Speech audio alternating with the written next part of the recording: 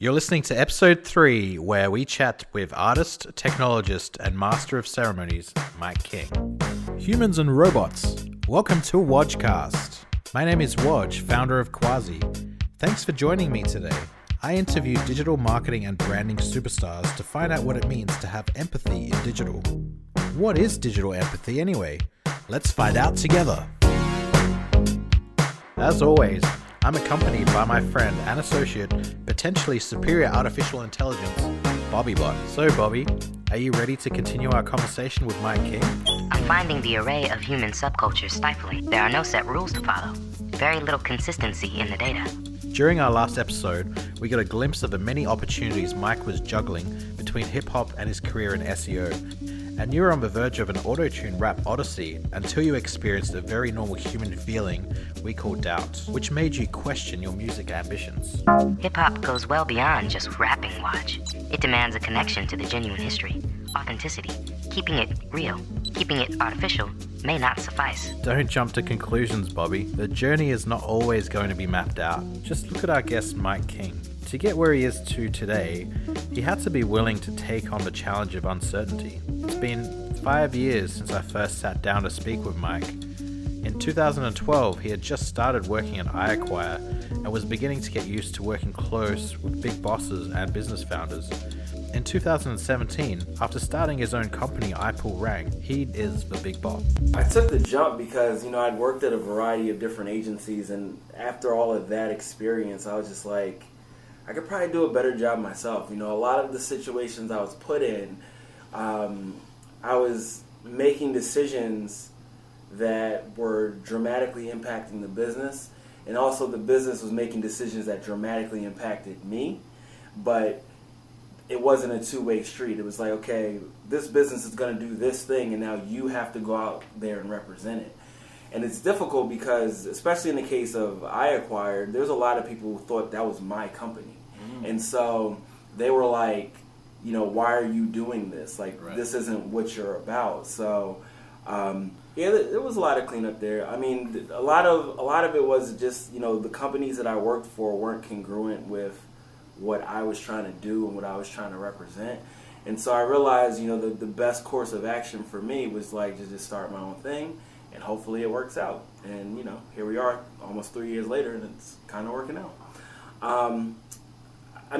To be fair, I didn't know too much about running a business, and there's a lot of things I learned, really basic things that you would probably learn in MBA courses, like monitor cash flow, things like that. So there's not much that I can tell you that I learned, I was surprised by, that isn't just basic. Yeah. And a lot of making a business successful is nailing down the basics, Even for someone with Mike's skill set and history, taking a leap into the deep end takes something more than just being bold or capable. It takes real belief. Really, when I left iAcquire, I was going to start an agency then, and so I had tried to get clients, and it wasn't happening in the time frame that I wanted. I had a lot of people saying yeah, we're gonna do it, and then months was just going by, and I'm running out of money, and so I just had to get another job because obviously New York is not cheap. So I went to another agency and didn't like it at all, and it was very much them telling me, you need to represent this thing. They had an internal tool that I thought made zero sense. It was one of those tools that basically tries to reverse engineer not provided based on old data, which inherently doesn't make sense because you're getting new queries every day. Yeah. And I got into a series of arguments as early as my interview with the CEO about why I thought that tool was not something to hang your hat on. And so they wanted me to represent this in the marketplace, at all these conferences and things, and I was just like, no, this is dumb. And so upon my exit from that place, I was like, okay, well, I've got X amount of dollars in the bank. If I don't sell a single thing for 6 months, I'll be able to survive. So why not give it a try, a real try? And so I did that, and almost immediately I had 2 accounts come in that had me at $15,000 in monthly recurring revenue. I'm like, oh, nice. I got a company now. Once Mike had his company, the journey towards building a team that could help him manifest his ideas began. And, pro tip to anyone starting a company, make sure you register the LLC right away. Because if at any point you need like financing and such like that, they don't count your business as starting until the date of the LLC being registered. Right. So unofficially, I've had a company since April of 3 years ago. It's 2014. But officially, I've had it since August. Right. So, I got those first 2 accounts, and it was enough work that I could handle myself. And then more accounts just started to come in, and then I started like getting some friends from my network to essentially be contractors for me for a time. Yeah. And basically that kept going until I realized that building something on contractors, you're only going to get exactly what you contract these people for, and there's so many like nuances in the work that you need people that are going to be on board every day and filling in those blanks. So first person I hired was an account manager, because that's what I hate doing the most. Like I obviously prefer doing the work, and sometimes people just get on my nerves. So it's better to have a proxy between me and them that can handle that stuff on a day-to-day. And then I hired an analyst, and then a market research and analytics person. And I was completely terrified by the idea of like missing payroll at any point. But I did the math, and like as a business owner, like of course you make an offer that's like, here's what your salary is for the year. But the way you live is like, okay, this is what I need to make every 2 weeks to make sure that this person gets paid. Yeah. So once I realized like that's how it worked, I felt more comfortable with hiring people on. And as more business came in, the more big names we started to get, the more compelled I was to like, okay, we got to build this bigger team so that we can like service all this stuff. I do want to take a step back though, like, in starting an agency, because I've worked in so many of them, I didn't want to start an agency because like, oh, I love agencies. No, I wanted to start an agency because I want to build a crew of people that can effectively do anything. And anytime we have, good ideas, we can just execute on them. So one of my problems as a person is I have a ton of ideas, but I also have a skill set that allows me to do everything. Yeah. So if I have this idea, I'm like, oh, okay, I'm just going to start building this thing. And then I'm like, oh, but I have this other idea. And so these things just don't get finished. Yeah. So as I grow this team out that has, all of the skills I have, but even better, I can be like, hey, guys, let's do this thing. They jump on it, we make it work, and then potentially it could become its own business at some point. And our first example of that is undergroundhiphop.com. So we bought that business and we're kind of revitalizing it. And it's that same set of people that that work on our client stuff that work on this, as though it's a client. With the amount of creativity in-house at iPullRank, they have to show some serious attention to genius managing and making sure the human resources they have available are playing to their strengths, which allows Mike, as a leader, to work towards the ever-important balance between vision and operations. It goes back and forth. There's instances where I get the opportunity to work on the business, and then there's instances where I have to very much be in it. Because, when it comes to SEO, like, it's very difficult to find good technical SEO people. I mean, SEO people in general. So, because I have such a standard for myself, and it's been difficult to find somebody to take that over, I have to come back to that pretty regularly. But there's definitely been instances where we've had some great people in place, and I've been able to, like, let that go for a while. So yeah, it goes back and forth. My team is just getting stronger, and the more they feel comfortable taking over the things that I do, the more I'll be able to work on the business.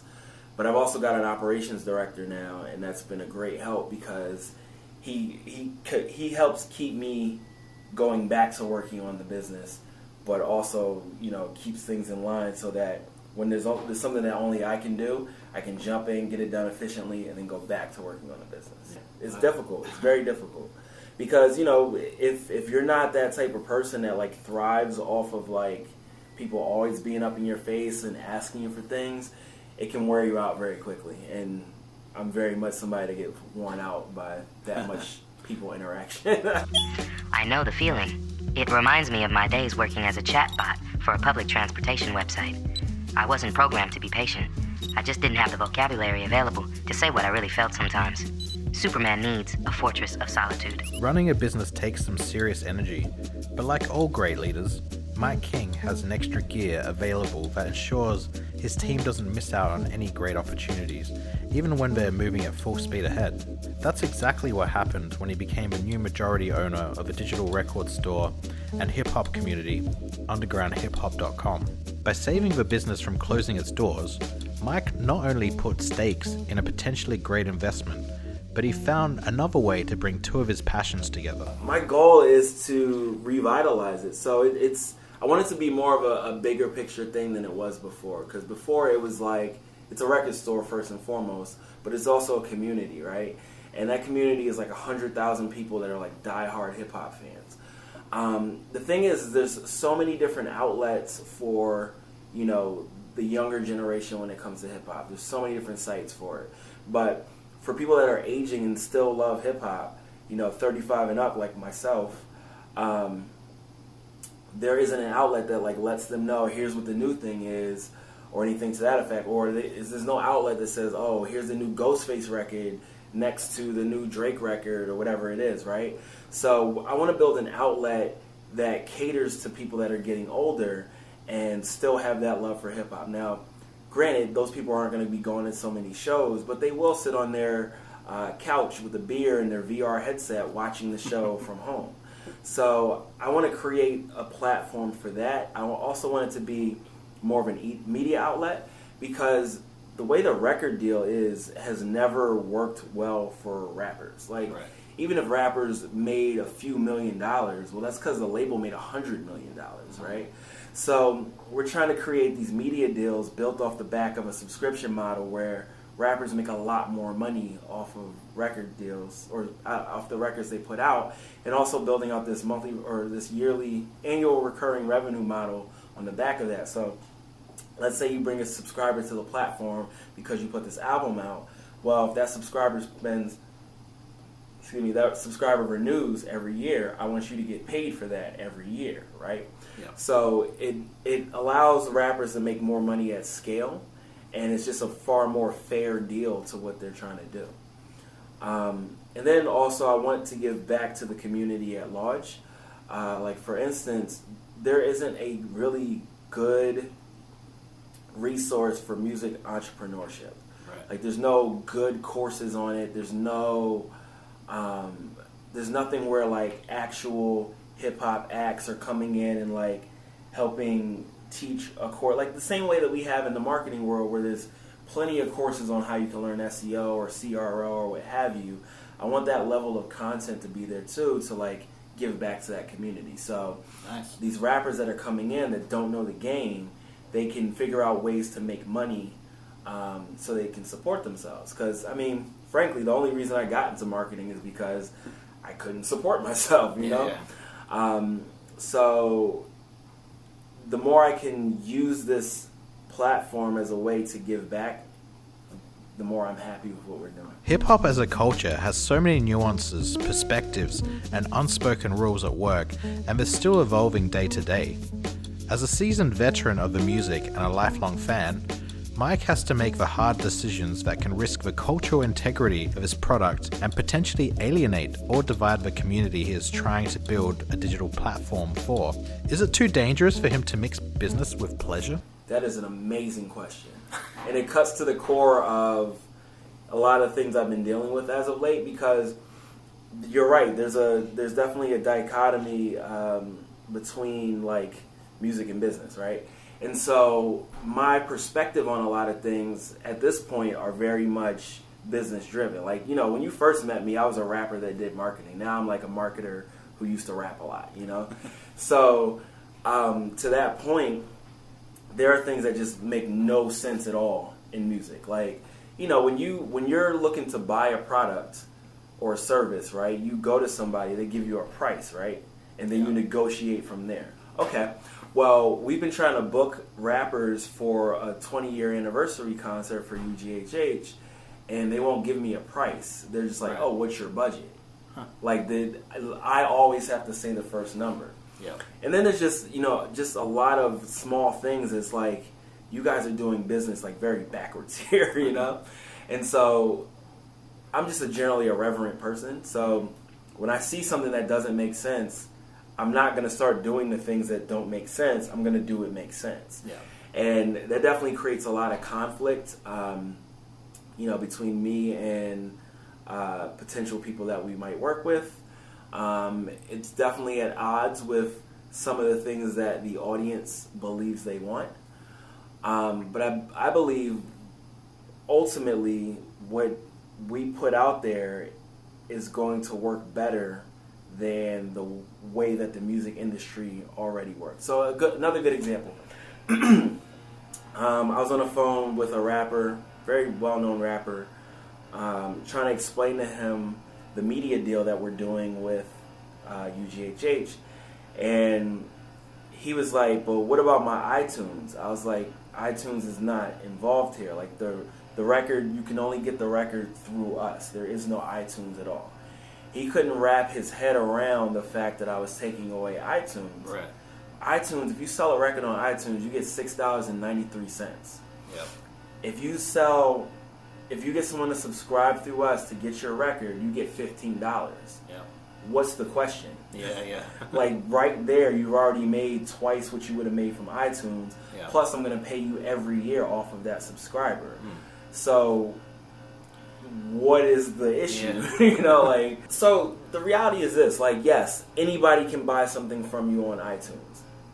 Doesn't mean anybody will. Yeah. Your audience is on my website. True. So It's very targeted. Right, exactly. So you can get like 0.0001% of iTunes, or Yeah. you can get 20% of 100,000 on my audience. Yeah. So, and I didn't do the math well off the top of my head, but I'm going to tell you right now, you're going to get more coming through our platform than you would through iTunes.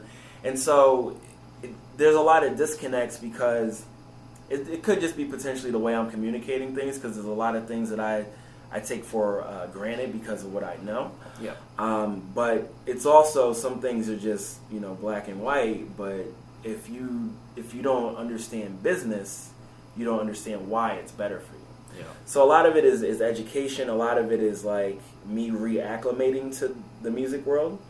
But ultimately, at the end of the day, like, I'm just trying to do something better for everybody. Underground Hip Hop is in a position to provide a variety of unique opportunities for hip hop artists because of Mike's commitment to the relationship between the creative and the technical. He knows as good as anyone how to get content exposure.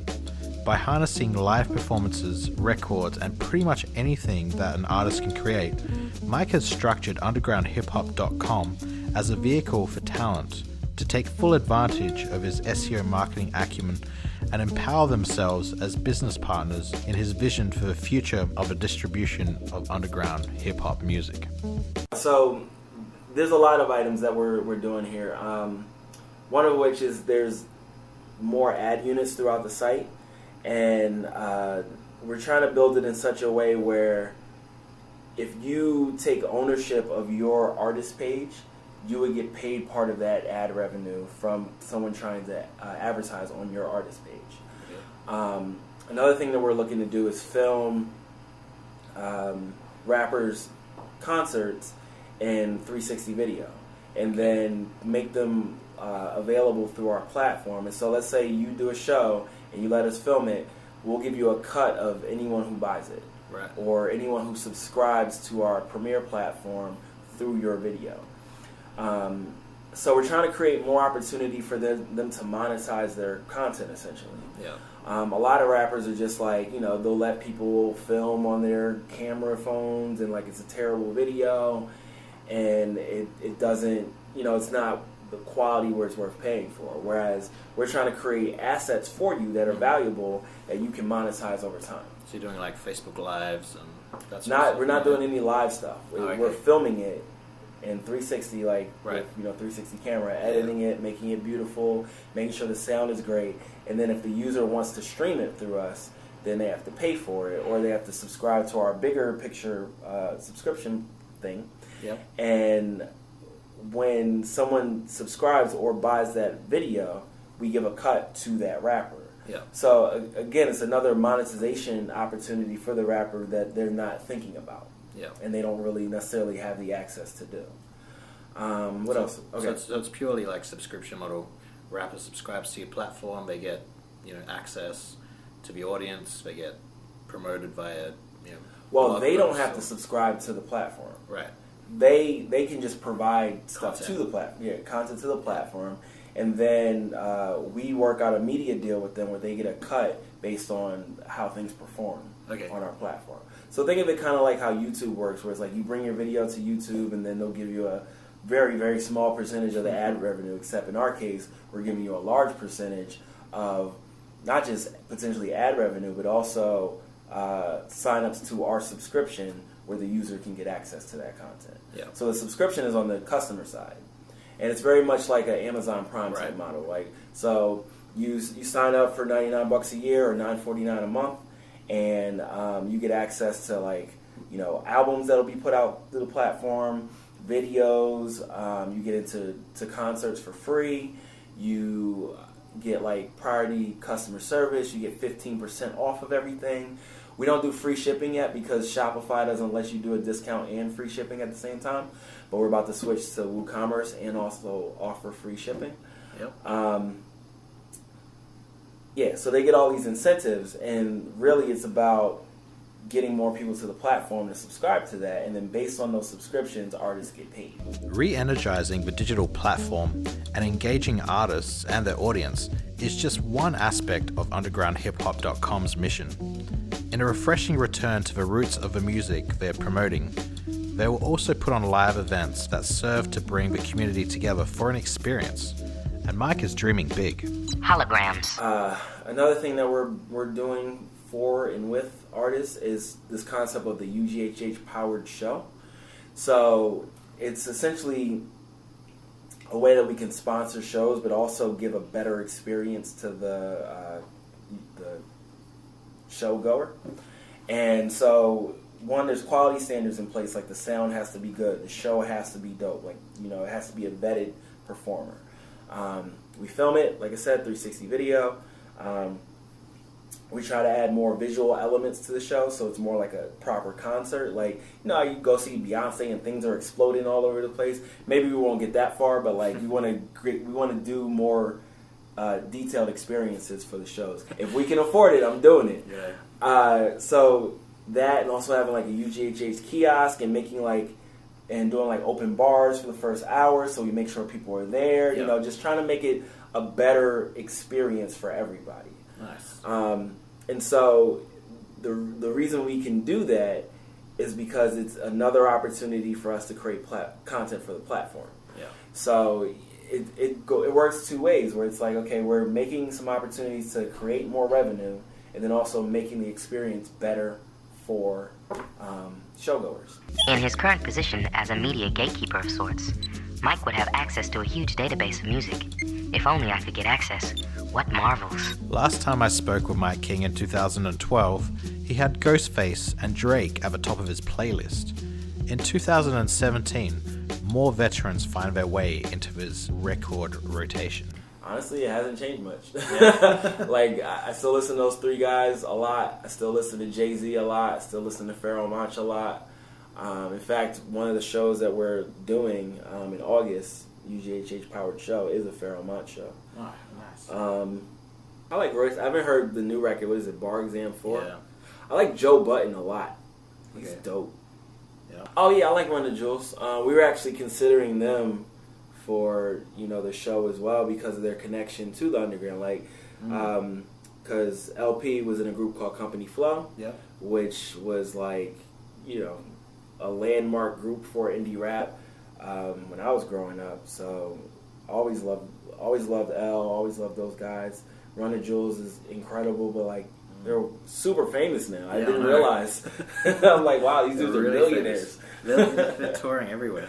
Yeah, so we considered them, but they also have a lot of shows in the area already. So, probably not going to go that route. I approached LP for a side project called Run the Tools for all the analytics heads out there. He hasn't gotten back to me. It's no secret that Mike King is a fan of great lyrics. Whether it's a perfectly balanced meta description or a flawless rap, he's a fan of a great wordsmith at work. Kendrick Lamar's famously controversial Control verse was one of those moments for fans of lyrics to take note. The Control verse, I kind of mirror how Drake felt about it. Like, it was a moment. Yeah. You know what I mean? Like, it was really interesting. It was, wow, he's going at everybody. He's saying things that you're not supposed to say. But at the same time, like, I haven't heard that song since that moment. Yeah, true. So, it was good in that it's kind of up there with, like, Capadonna's verse on Winter Wars and Nicki Minaj's verse on Monster. Like, it's a long verse where someone is saying some crazy things, and at the time it felt like it's gonna have this seismic reaction across the world, but not really. Like, it's a good verse.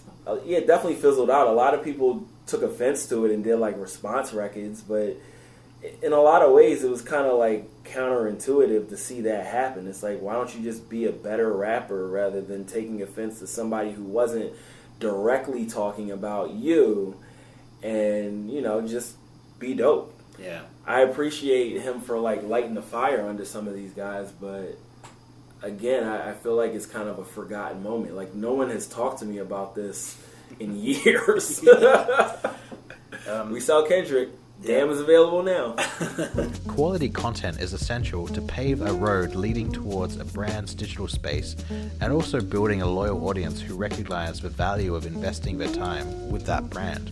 In a bold move that's going against the tide of the mainstream media copywriter massacre, Mike King has said that underground hip-hop will have a digital magazine that is going to have a focus on deep quality content from quality journalists who are tired of writing clickbait pieces and want to provide readers with a great reading experience. Oh man, I don't know. I want to know the stories about so many things, because like, I'm a fan, but of course I was involved pretty heavily in the industry, and I am again. But there's just so many stories about songs that like you want to know about. You want to hear why certain guys just wrote what they wrote. So I really just want to have the opportunity to sit down with folks and be like, what made you think of this? What is the inner story behind this song, right? Yeah. So, we've got a lot of great pieces coming out really soon. We've got this one piece that talks about how Puffy's No Way Out, which came out around the same exact time as Koflo's Funk Crusher Plus, like, created that first divergence in hip-hop, where it's like, all right, we're super commercial as hell, we're so underground, and like, you were either one or the other at the time. And I think the story of like what those albums represented and then what came after them, and then I think that like the two got put back together once like the College Dropout came out. That was the first record where like you got Mos Def and Freeway on a song. You got like Jay-Z and some like spoken word poet on a song. Like, Kanye did a lot to refuse or reinfuse or just bring hip-hop back to where it's like hip-hop is one thing. We have all these subcultures and things, but hip-hop is one thing. Yeah. And the piece, and I haven't read it yet, like I'm not the writer of it, but the piece I think is doing a great job of examining what those two albums meant for those two subcultures. We've been reaching out to like a lot of artists and really just trying to get those like real deep stories. Like, even if a rapper's just like, oh, I got locked up and now I got my new mixtape. Like, I want to know more about that. I want to know what you got locked up for. I want to Google like the the police record. I want to talk to eyewitnesses. Like, I want the story. I don't want the vague like this album is just about my life, man. Like, I don't want that. I okay, what happened in your life? And what can the people that were there tell me about? I want the story. I don't want the media trained story. I want the meat of it. Yeah. And I feel like, so much hip-hop journalism is like flash in the pan, like, okay, let me give you an overview about this rapper. Like, oh, hey, why'd you start rapping? Oh, I'm just like kicking it from my hood, and I'm saying I'm doing it for the streets. Like, no, I don't want that story. I want the like when you heard that first Ghostface record and you were like, yo, I have to do this, and then you did, and then like, you recorded for the first time. It was way harder than you thought it was. Like, I want those stories. You know what I mean? And like, that might be like a corny version of it, but like, I want to know what makes rappers tick. Yeah.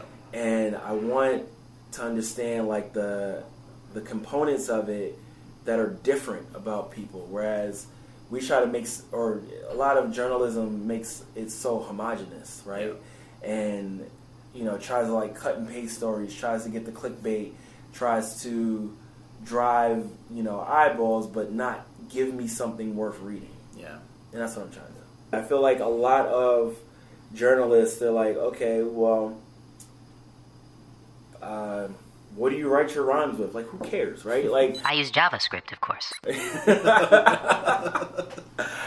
I want to know, like, why you write your rhymes. You know what I'm saying? And I don't want the canned, like, oh, you know what I'm saying? Like, I'm just trying to tell my story. Like, okay, so what is your story, right? Yeah. Like, I want to know. I'm not communicating this well, but I just really want to know more than what we normally get out of journalism. 5 years in the SEO universe is a lifetime, and as Mike takes a brief moment to reflect on his journey over those years, comparing and contrasting the times drums up some interesting findings.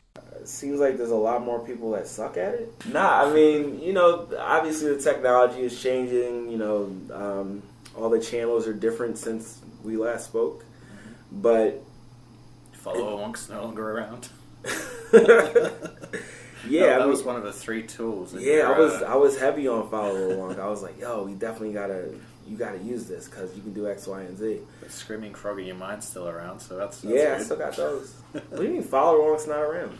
Is it still happening? It still exists. It's just that, as I recall, Maz is trying to sell it. I thought they sold it. Oh, did they? I don't know. I mean, I haven't used it in a couple weeks, so I don't know. Okay. It's good to know it's still around. Yeah, let's fact check that one. You'll have me out here making Trump statements. Yeah, the channels have obviously changed. There's more tools. But that being the case, like, why aren't people more effective? And yeah, there's definitely a bunch of newer people in it. But it just seems like, for whatever reason, brands are struggling more than ever. Like, you would think after all this time they would have figured more of this out. That's great for me because I run an agency, so. Yeah.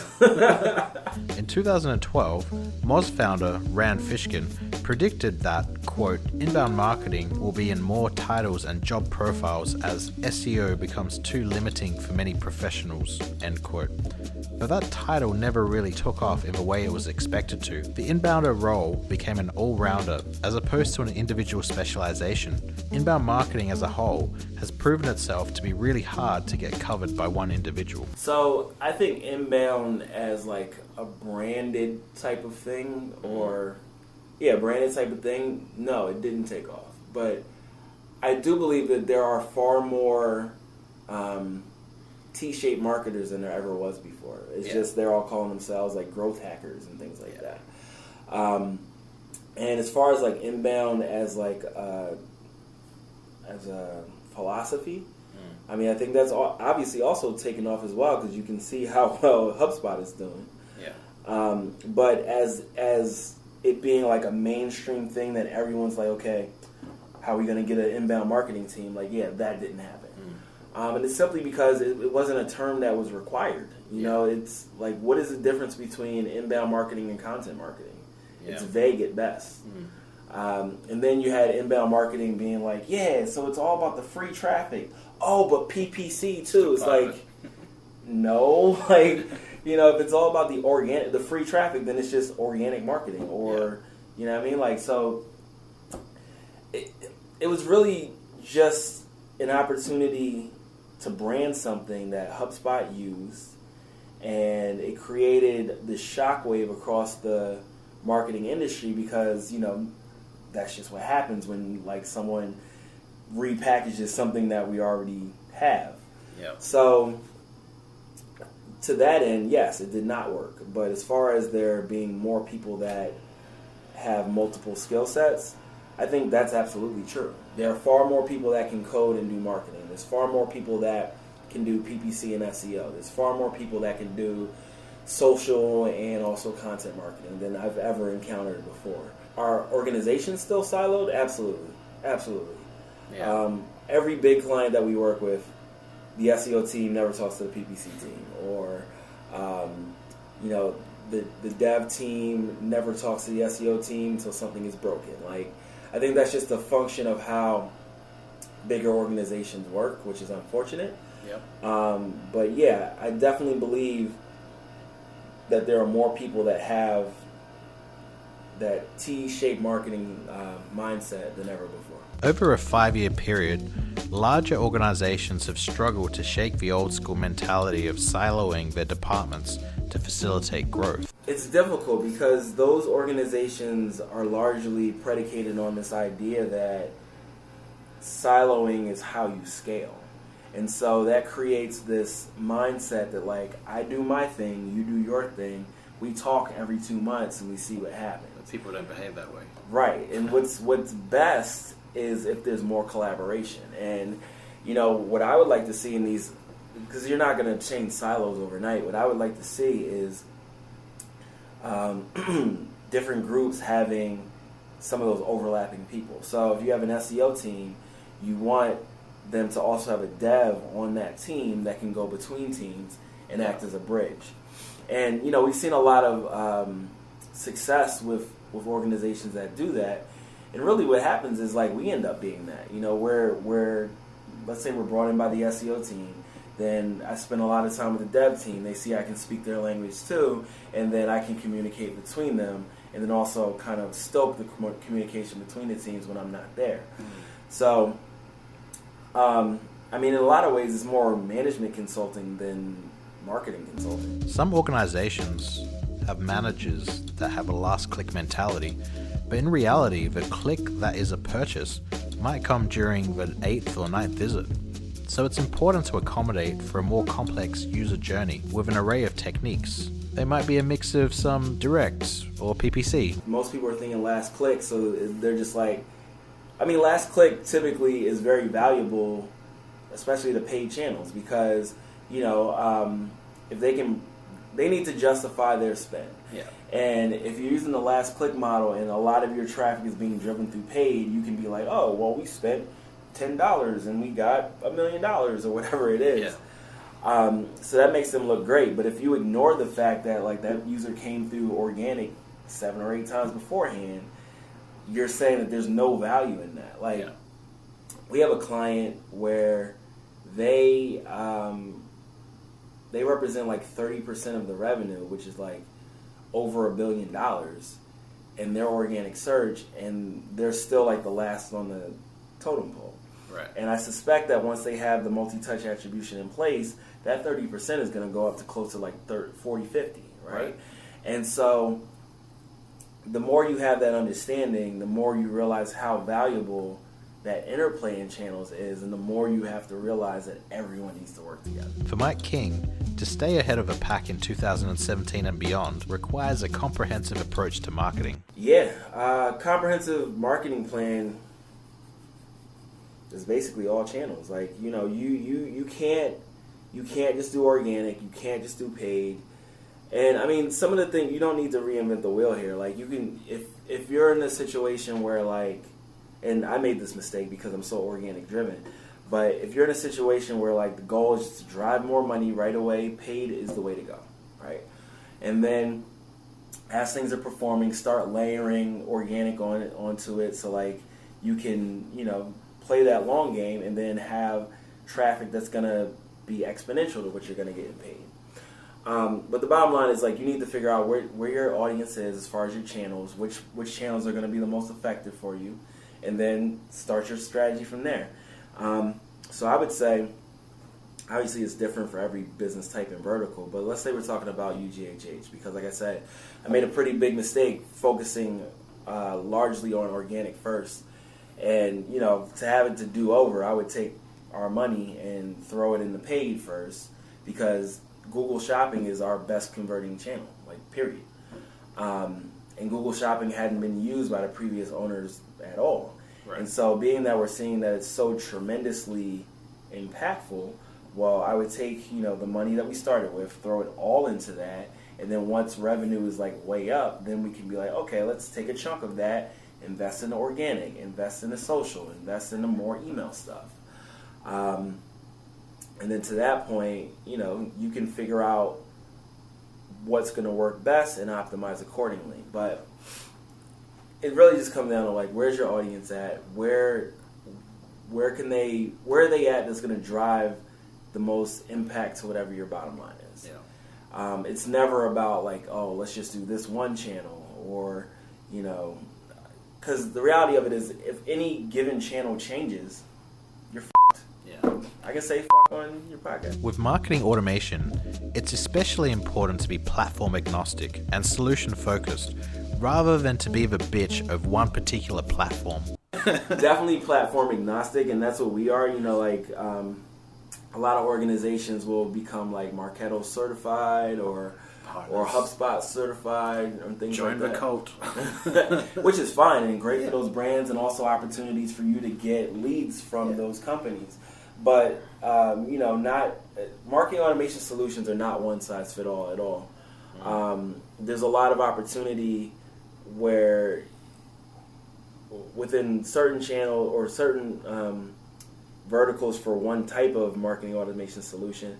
And also, I mean, we got to take a step back, because when you say marketing automation, most people think essentially spam email, like, that's done programmatically. Marketing automation is much bigger than that. Like, there's a lot of opportunity around personalization. There's a lot of opportunity to leverage machine learning to do, like, bidding effectively. So marketing automation to me is very much about, like, okay, how can we set up a series of pulleys and levers across your entire marketing program and make it react to the features and behaviors of your users. So it's best to be platform agnostic so you can make it as specific to your use case as possible. Mike King has bots on the brain and demystifying the advantages of machine learning for marketers who are afraid of math. He's also in the process of developing a guide for marketers to address the opportunities available and the advancements in machine learning, specifically keyword research, predictive analytics, and marketing automation. There's not a problem that I can't fix. Yeah, that guide is actually almost done, or at least it's almost finished being written. We got to do the design stuff, and yeah, it really just goes through explaining the concepts of machine learning. Also shows you how to do it with tools that don't require any coding, and yeah, I mean, I guess that's pretty much it in a nutshell. Cool. And I gave a presentation on this recently.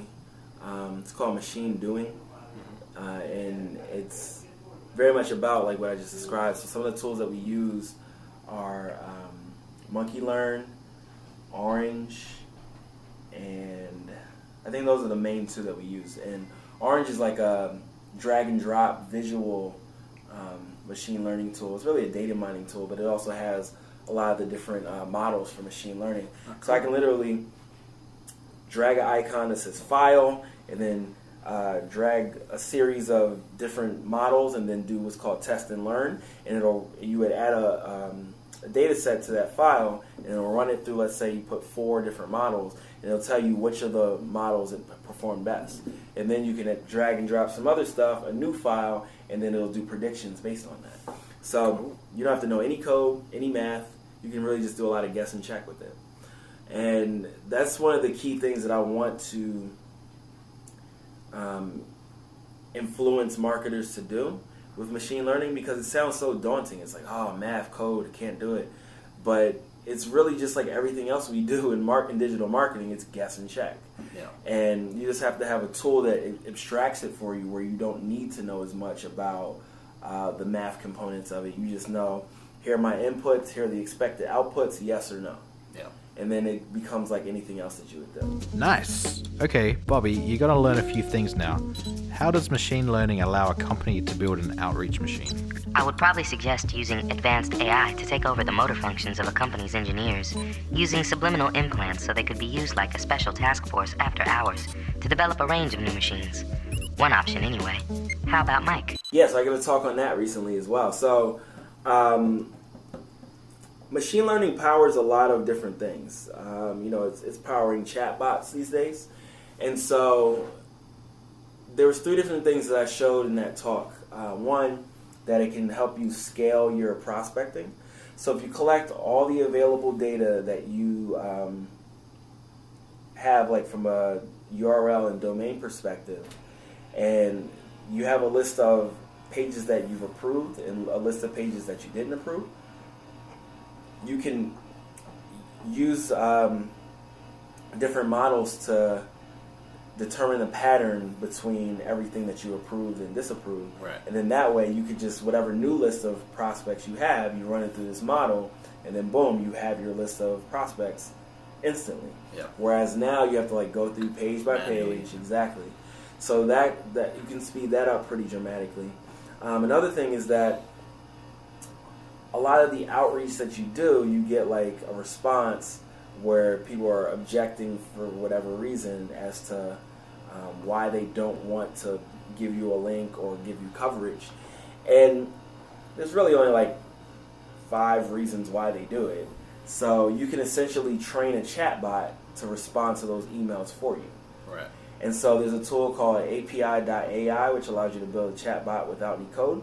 And what I showed is how you can basically use Zapier, and tie it to API.ai, and then it'll check your email, and then whatever emails meet these conditions, it'll know how to respond to it based on how you've already taught it. And then that way it can automatically respond to those emails, so you don't have to worry about overcoming the objection. While open to utilizing the wonders of AI as a tool to work better and more efficiently, Mike King does not see a threat to the artistic realm with the advent of machines like deep-beat data mining to write rap lyrics. First of all, good luck to any machine trying to replace me. But You've seen the battle rap. yeah, I've seen all this stuff. There's nuances that computers can't do yet. Like they've had AIs build or create movies, and they've been the most horrible movies you can possibly see. So we'll get to a point where computers are sophisticated enough to replace a lot of the things that we do. But there's just so much nuance to the human experience that I don't believe it'll ever replace everything that we do, especially creative things. There's this thing that our last good president said on his way out, was basically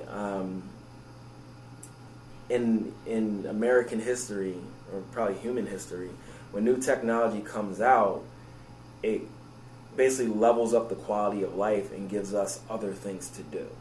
So yeah, is machine learning and then ultimately artificial intelligence gonna make it so there's no more truck drivers? Yes, it will. But truck driving sucks anyway, so why would we not want to get rid of that? Yeah. Will it displace workers? Yes, absolutely. But those people will be able to do other things. Yeah. There's a lot of talk about how machines have taken coal miners' jobs. There's an organization that has been teaching coal miners how to code.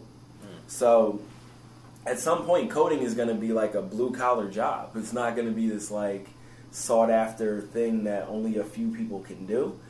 And it's really giving people more opportunity to do, at least from my perspective, more interesting things than driving trucks. Is it mandatory to listen to country music? So creative, maybe. Empathy, it's a lot more difficult. Because empathy is very subjective.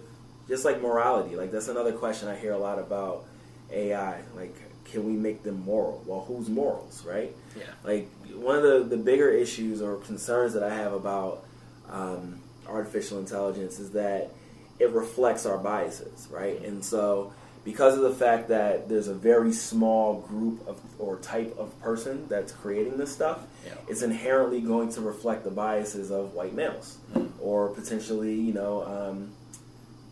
Asian males or things like that, right? Yeah. So I think the bigger concern is, how do we get more types of people reflected in this coding? Yep. And then also, what are the safeguards? And I don't mean safeguards for like, oh, how do we keep it from, Terminator or the Matrix or whatever. Yeah. But if we're talking about morality, again, whose morality, and then what does morality mean? Because there's going to be instances where, even if we do come up with some way to define morality, there's going to be a situation where it's moral for one group but not moral for the other. Yeah. So then how does a computer make those decisions? So what are the safeguards to stop that? And then there is also the other end of it, the Terminator Matrix scale of it, the stuff that like Stephen Hawking and Elon Musk are talking about. Meanwhile, Elon Musk is trying to sell you a product to keep you from it. Where we have this concept of artificial superintelligence, where the computer may make conclusions that we wouldn't, because it's looking at things in such a hyperdimensional way, where we may not draw those conclusions because we don't put those things together.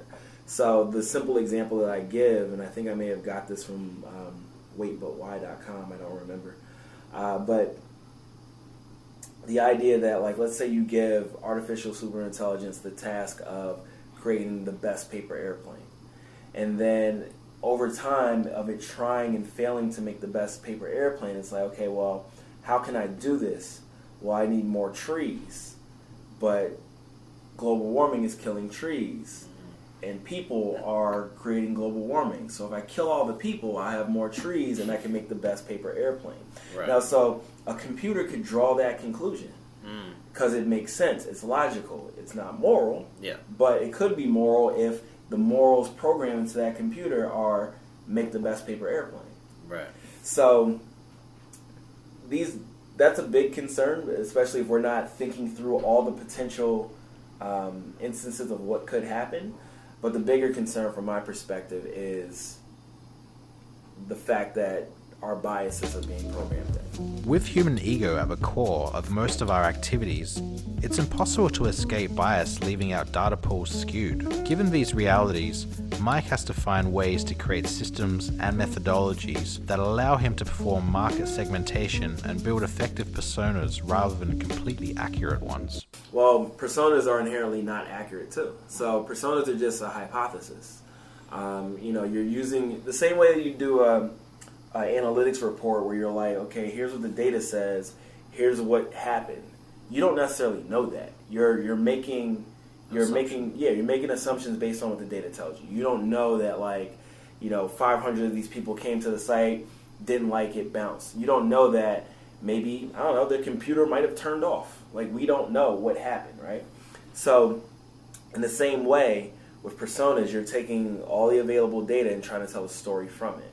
So the accuracy of that is probably not very high, but you're using this as a hypothesis to determine what motivates this user, what is going to get them to buy, and then you take action based on that, and then you judge, again, from your analytics as whether or not you were right. Yeah. So that's something that people say a lot to me, how do we know these personas are real?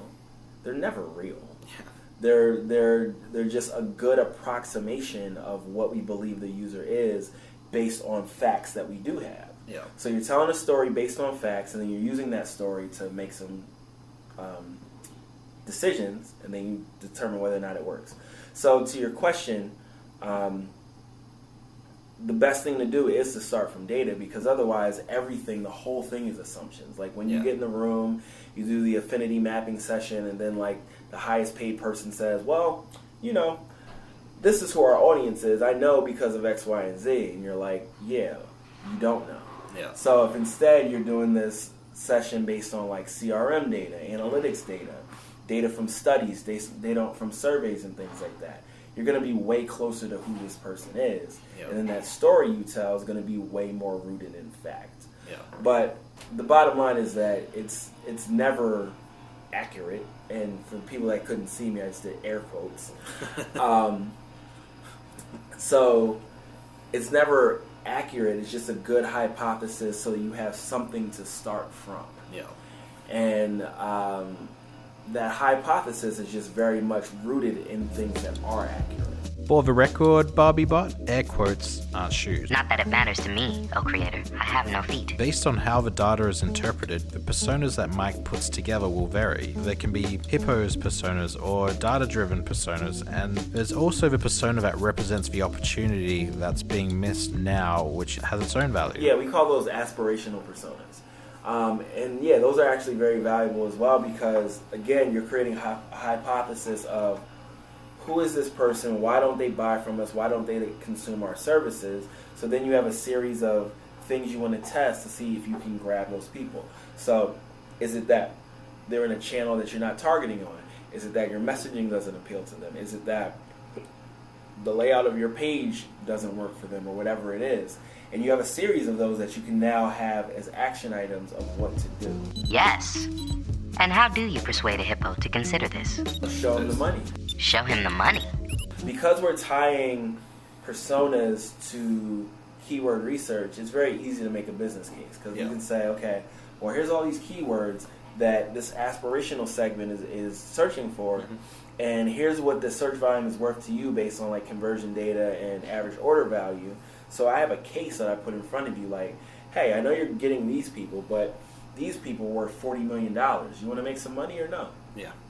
It's pretty simple. One of Mike King's biggest inspirations for his talks is the rapper slash businessman Jay-Z. Initiating audio pop-up ad. Want to rap as good as the hip-hop icon Jay-Z? Well, you can't. But subscribe to Bobby Bot Rap Quotes today, and you can get all of your favorite Jay-Z lyrics delivered to your email or neural implant address free for easy listening. Make them envy. Jay-Z isn't just important because of his well-timed lyrics. He's a cultural icon who sets the bar for the type of thought leaders Mike is drawn to throughout the process of his own development as a force in the arts, media, and business realms. Mike also looks up to a variety of SEO thought leaders in our industry. It's really cool how vulnerable he is on it. It makes it like cool to be like an old guy who's like having issues. I always love Rand in a lot of ways. Like he's been a good friend, inspiration for a long time. You know, I think that the theme here is vulnerability. Like he's never backed down for being like, I was wrong about this. Here's what I learned. And he's just an all-around good guy. And every time I see him speak, I'm a fan, you know? I'm always very inspired when I see Marty because he's been very successful in, you know, both music and in building his agency and, you know, creating a community around him that allows him to be exactly who he is. Yeah. You know, he's a very eccentric guy, but, like, that hasn't stopped him from achieving anything. If anything, it's like powered him achieving what he's achieved. Yeah. So he's very inspiring to me. The business he's built is very inspiring to me. And like a lot of things he comes up with, I'm just like, yo, this dude is the shit. Please allow me to process this data. My name is Bob. Logic leads me to believe that user Mike King wouldn't be inspired by dudes made of fecal material. Therefore, I have opened my slang and semantics application, and I see that the shit can also be applied in situations where a human would like to vocalize affection or approval. For example, that quasi-SERP study is the shit. Thanks for the linguistics analysis, Bobby. You get 2 gold coins. It's just a figure of speech, so I wouldn't bother wasting time trying to break it down. I'm pretty sure Mike King is likely begging the universe for more time now that he's got a little baby girl Zora to look after. Yo, just watching her figure out the world is so interesting to me. You know, like, because everything is new to her. Everything's old to me, right? But just like the simplest thing, she's so intrigued and like she wants to know how it ticks. And that childlike, or it's not childlike, she's a child. That curiosity is something that I've hoped to never lose, and it's kind of reinvigorating to see it in front of me every day. So yeah, it's really cool just to watch her figure things out. Nice. She's made me more responsible. And, to some people I probably have a long way to go, but everything I do matters a lot more now. Like, every dollar I make is to her future. Every decision I make potentially impacts her, when it's as simple as, like, am I going to stay out all night, or am I going to go home and play with her and give her a bath, because all that stuff affects who she is or who she's going to become as a person. And I'm a person that has like an extra set or extra helping of self-confidence where a lot of people don't, and I hope that she gets that from me. So I feel responsible for who she becomes. I feel responsible for like her experience in the world, and I just feel like a more responsible person in general, which I'd already gotten like a portion of from running a business and having all these people whose livelihood depend on my decisions. But having a child just makes it like a whole nother level. If something could potentially happen to her, it means way more to me than if something could happen to me, right? Like, I've always felt like, because I fly a lot, and I'm not scared of flying, but it's like, when you have that really hard turbulence, you're like, well, this could be it. But every time that happens, I'm like, I've had a good run. It's all good. But now it's like, shit, what's going to happen to Zora if something happens to me? Yeah, right. So in that way, yes, I do feel more vulnerable, but not for me, but for her. The wonderful addition of Zora to the planet means Mike effectively has 3 children with iPullRank and undergroundhiphop.com. So how does such a massive overachiever like Mike find time to do everything, and what has he had to sacrifice? Man, listen, I don't know how Elon Musk does this, because he's doing like several businesses that are world changing. I'm doing 2 pretty like standard things, and it's really difficult. So, I mean, I guess the bigger difference is that he has a lot of money to deal with, but nevertheless, yeah, it's definitely difficult, and I feel like I'm playing whack-a-mole all the time. Yep. And the thing is, the most difficult part of it is the feeling of like loneliness that comes with it, because when you run businesses, it's not something that other people can understand. Even if they work in the business, they don't understand the level of pressure that comes with running a business, and because you do it. So there's really no one else that understands the pressure of running both of these businesses. Yeah. So yeah, that part is very difficult. But aside from that, it's really about prioritization. It's triage, right? You're like, okay, what's the biggest problem I can solve right now? Yep. And then you do it. And at the same time, you're trying to plan ahead as much as you can, but it's still like, what's the biggest thing I can solve right now? Yep. So it's difficult because it comes back down to like the same idea of working on the business or working in the business. And it's very difficult to do both at the same time. Wow, what a great interview. I really enjoyed catching up with Mike 5 years later. He's obviously come a long way. He's a father now. He's got a business, and last episode I mentioned Mike's Scratch project. Scratch spelled with a K, the cryptocurrency he's creating for underground hip hop. There's an ICO, an initial coin offering very soon, so you should get along to that website and find out more about it. Just remember, if you have enjoyed this episode, please share it with your family, your friends, networks, colleagues, bots, and associates. Now, Bobby's been programmed to be a quick learner, and it's time for Bobby to ask me a few questions that piqued his curiosity about this episode. Between Mike King, Jay-Z, or Kendrick Watch, who are you hiring to write your meta descriptions? Geez, that's a hard one. I'm going to scrap out Jay-Z. I think it's going to be tie between Mike, because I know he likes to rhyme his syllables, but I think I'm gonna have to go with Kendrick. I got met. No, that's not gonna work. What changes have you experienced over the 5-year period since you last spoke with Mike King? Wow. I've got hair where hair shouldn't be. All kinds of transformations. The business, personal. Yeah, we've grown. Like when I first met Mike, it was just me. Now there's 10 of us and we're growing. We're not just doing SEO, we're, transforming businesses where we see a world now where every brand's website is their most valuable business asset. So we've got a nice system and processes in place that I've developed over the last 5 years. Things are looking good. What has your conversation with Mike King taught us about digital empathy? He's taught me that even rappers have a heart. I mean, he's got a daughter, he's got 3 things to look after, and he's a machine. He couldn't automate all of it. A lot of that's in his head. He's being human, and he's dropping dynamite all over the place. Well, that's all the time we have today, folks. Thanks again for listening along.